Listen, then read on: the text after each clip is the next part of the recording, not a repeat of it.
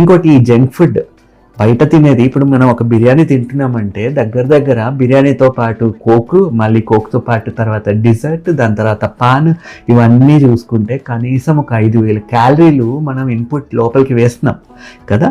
అదే మరి మీరు గంట సేపు నడిస్తే, వాకింగ్ చేస్తే మీరు స్పెండ్ చేసే ఎనర్జీ 250 క్యాలరీస్ మించి ఉండదు.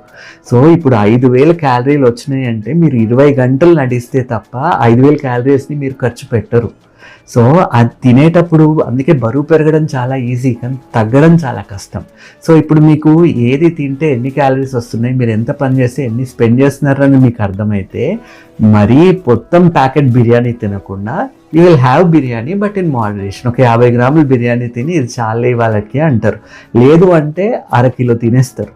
సో ఇది ఇక్కడ మనం అడాప్ట్ చేసుకోవాల్సింది, ఎంత తినాలి ఏంటి, మైండ్ఫుల్ ఈటింగ్ చేయడం నేర్చుకోవాలి. ఎప్పుడు తినాలి, పొద్దున మధ్యాహ్నం తింటే ఓకే,